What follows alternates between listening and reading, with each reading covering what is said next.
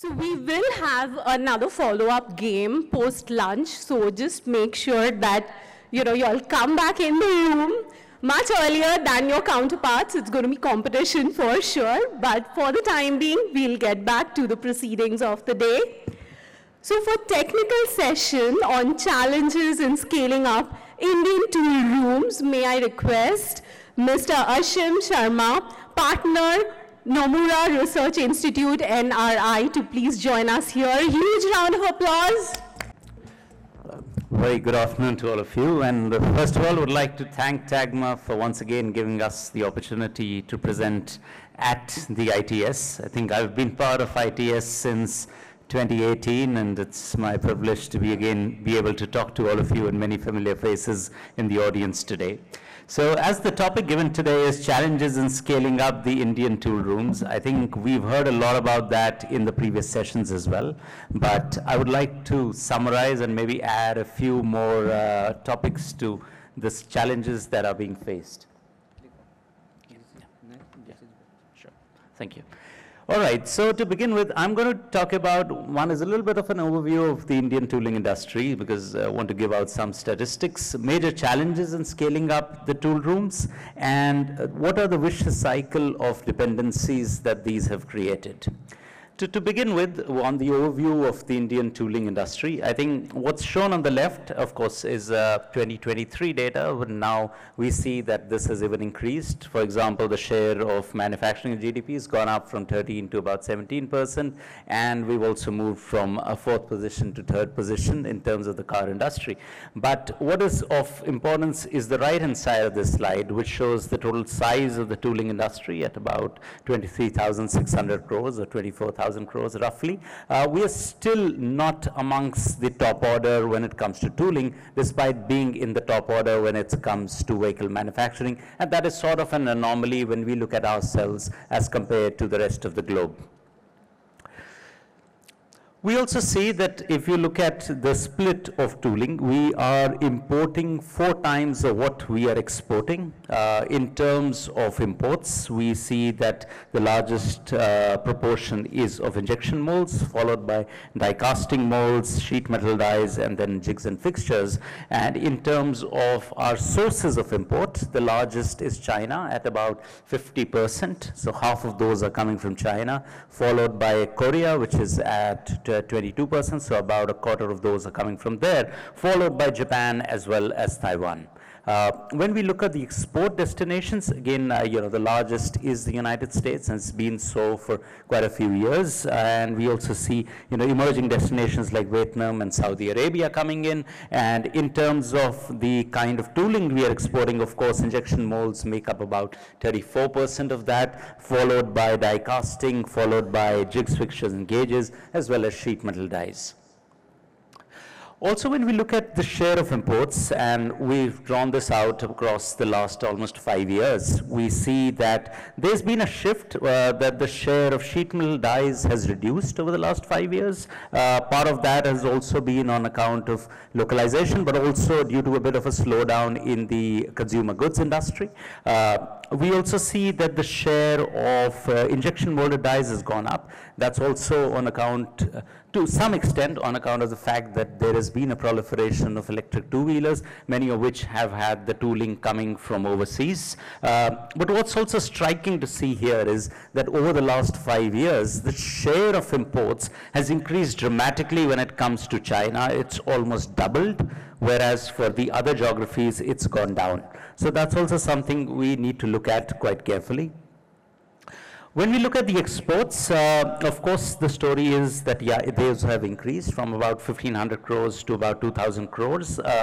Export share of sheet metal dies has increased by a percentage from 15 to 16%, and jigs and fixtures from 11 to 21%. While the United States stays the major country of export for us, we see that newer destinations like Vietnam and Saudi Arabia have emerged over the last 5 years.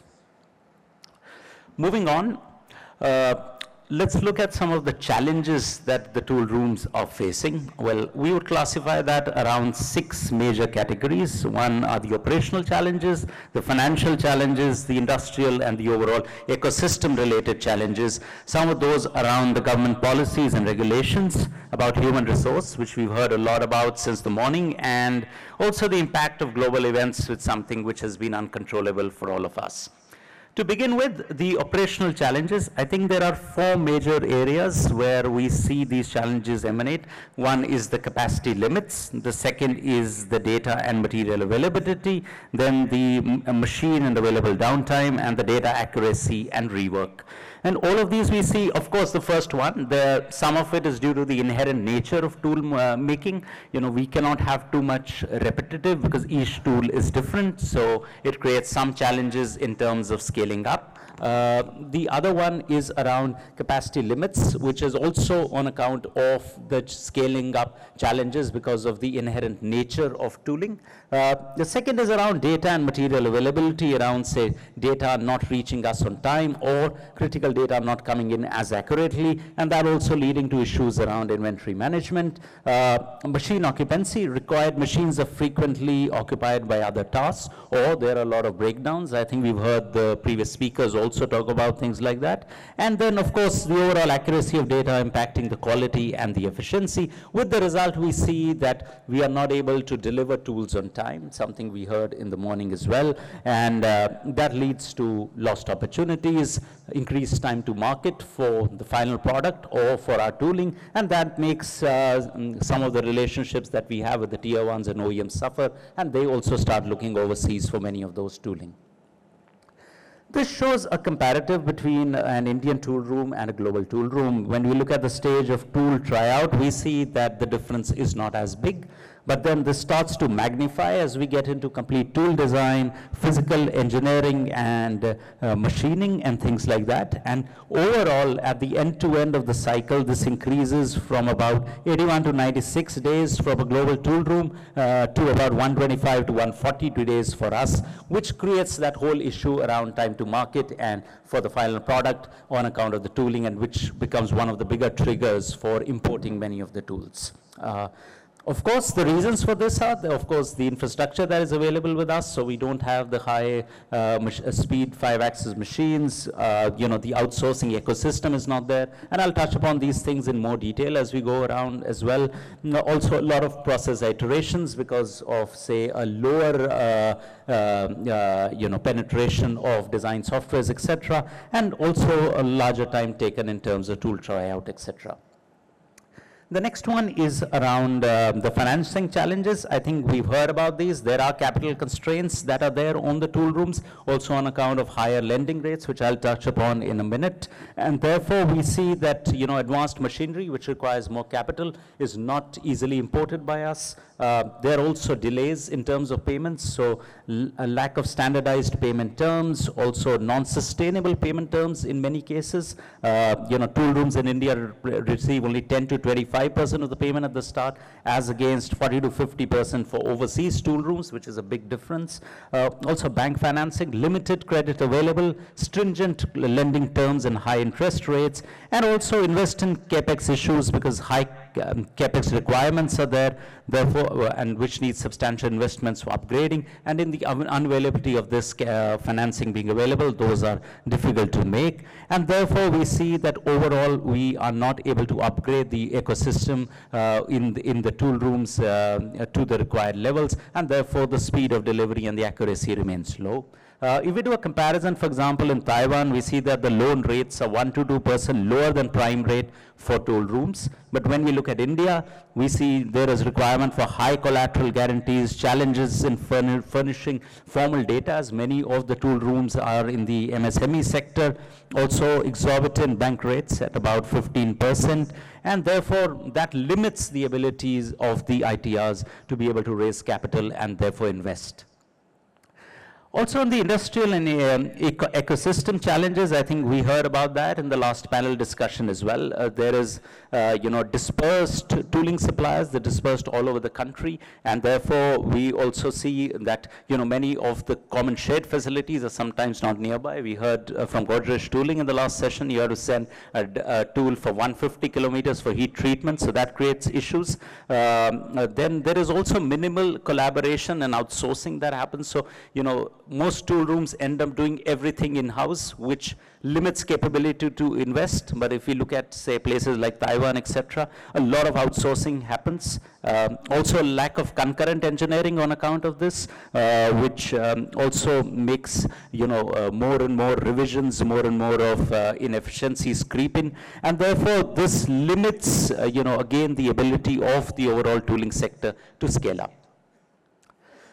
If you look at, how, why the auto OEM and tier 1 companies resort to imports, I think we heard it in the morning as well. Some of the critical tools like hot stamping, ultra high strength steel, and also some aesthetic tools which require a lot of graining, etc., are not being made in India to the desired quality levels. There is a major gap in the workforce skill. That's because the talent is difficult to retain, and also not enough training institutes, for example, out there, and also lack of high, quality machines, high-speed machines, which again lead to OEMs and tier 1s looking at overseas for import of many of the tools. Whereas if you look at Taiwan, there is a lot of this, sharing of equipment and resources happening between tool makers, and also this tiered setup of production ensures that even a very small tool room is actually exporting a lot of what they are producing, because they are only focusing on one critical area.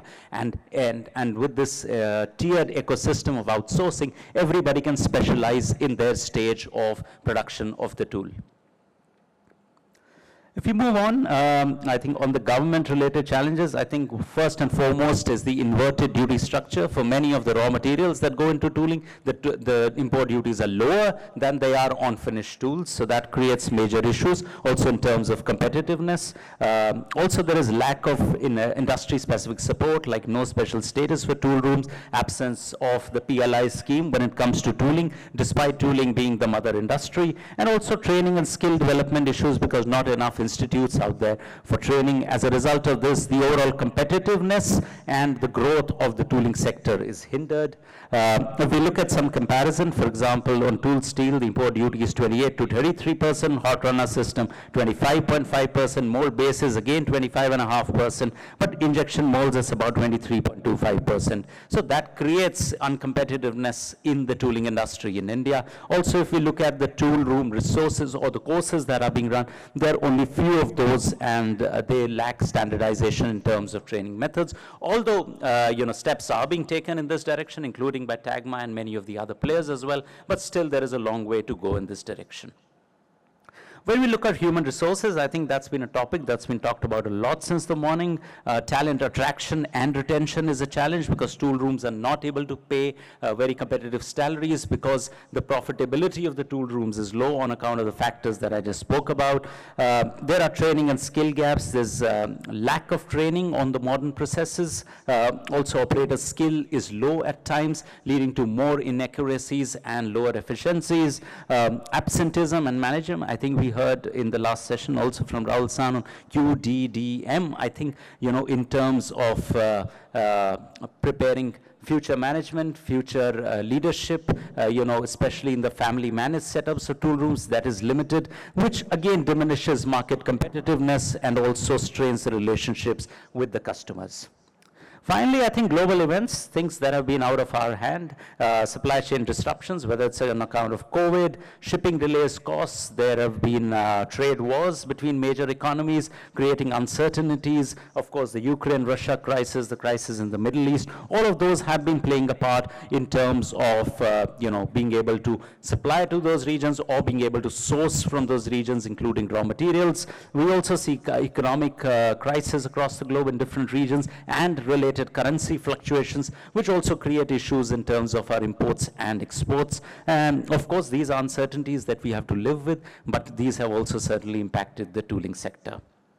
Therefore, in conclusion, we see that this all is creating a vicious cycle. There is low revenue, and there are high fixed costs, and also low working capital, available, and therefore lower money available to invest in upgradation of capabilities. And this vicious cycle continues. I think my colleague Ashutosh is going to talk about the solutions for this. So I'll take a pause at this time, and thank you all for a very patient hearing.